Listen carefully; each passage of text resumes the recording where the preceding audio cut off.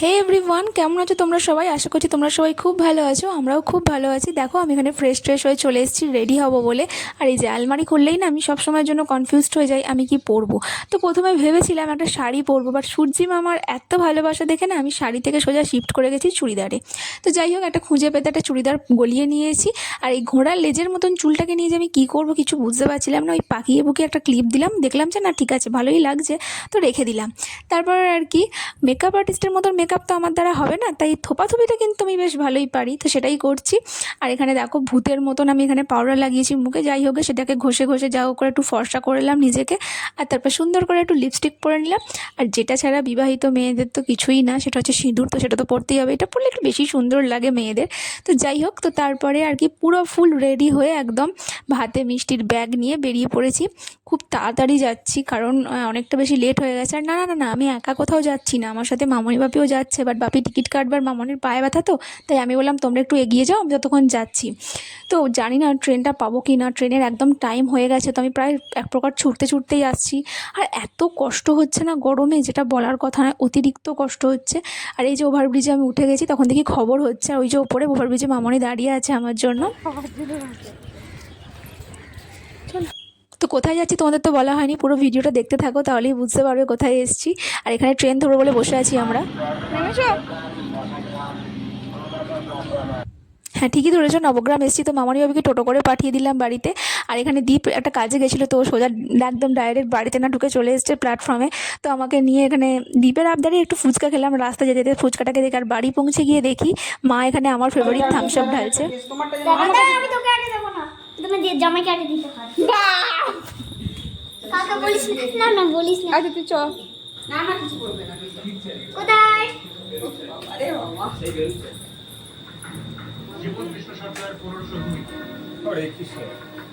আমি বললাম আমাকে আগে দিয়ে দেন এখানে রান্নাঘরে, তোকে আগে দিলে হবে না, জামাইকে আগে দিতে হয় ঘরে চলে। আমার খাওয়াতে মাঝে বলছি বলতাম। আর এই যে এখানে পাকা বুড়ির পাকা কথা আর পাকা কাজকর্ম কিন্তু একদম স্টার্ট হয়ে গেছে। আর ওনা প্রচুর ভালোবাসে দীপকে পেলে আর কিছু চায় না। তারপর মা আমাদের এখানে এক প্লেট মিষ্টি আর সাথে এক বাটি করে ঘুগনি খেতে দিয়েছে। তো সবাই গল্প করতে করতে এখানে সেটাই খাওয়া দাওয়া চলছে। বাবা তাই জন্য বলছি, সেই 9টার সময় ভাত খেয়ে গেছে, 9:30, সেই 9:30 ভাত খেয়ে গেছে, তারপর বিস্কুট খেয়েছে। ওই আর কিছু খায়নি।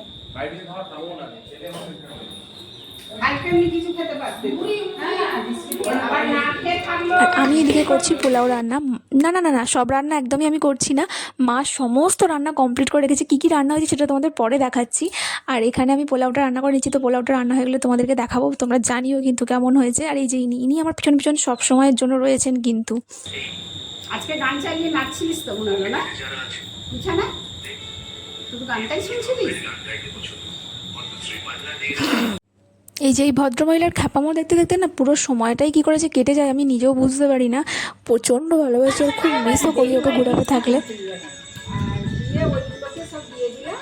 আর এই হাতটা দিয়ে হাতটা সে লিঙ্গল, সে মানে ধারগুলো না ধারালো, গলাতে সব ছড়ে যেত। পিছিয়ে যা, একটু পিছিয়ে যা। আমি পড়িয়ে যাচ্ছি, ওর বাবাকে বলছিলাম যে আর বছর ওকে দেওয়া হতো বলে বাবা বলে বছর খায়, সামনের বছর দিতে নাচছি, ওই হাতটা দিলাম আর এই কানেরগুলো দিলাম দিয়ে ওই দিতে নাচছি, ও দিতে না।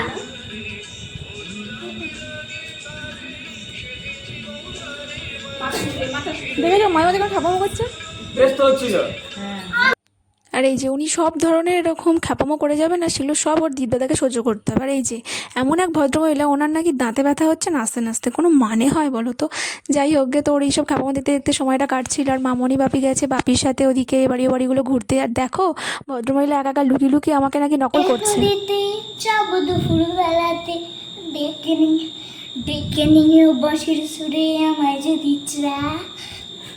বুঝতে পারছো কত দূর হয়েছে ভদ্রমহিলা? প্রচণ্ড পাকা জানো তো। যাই হোক, মা এদিকে মাটন রান্না করেছে, তো দেখে এত লোভ লাগছিল। তো মা বললো মাটনটাকে একটু গরম করতে, কারণ ঠান্ডা হয়ে গিয়েছিলো, সেই কারণের জন্য আমি মাটনটাকে একটু গরম করতে বসিয়ে দিলাম। আমার একটু লোভ সামলাতে পারছিলাম না, একটু খেয়েই ফেললাম আর কি। এই যে রাঁধুনিকেও দেখে নিন, দেখুন টেস্ট করছি নি। এই দেখ, জাস্ট দুর্দান্ত খেতে হয়েছিল। আর মা কী কী রান্না করেছিল সেটা তোমার দেখাচ্ছি। তার আগে দেখো পোলাওটা কীরকম হয়েছে, আমাকে জানিও কিন্তু পোলাওটা কেমন হয়েছে। দারুণ হয়েছিল পোলাওটা, খুব ঝুরঝুরে হয়েছিল আর খেতেও খুব টেস্টি হয়েছিল, সবাই সেটাই বলেছে।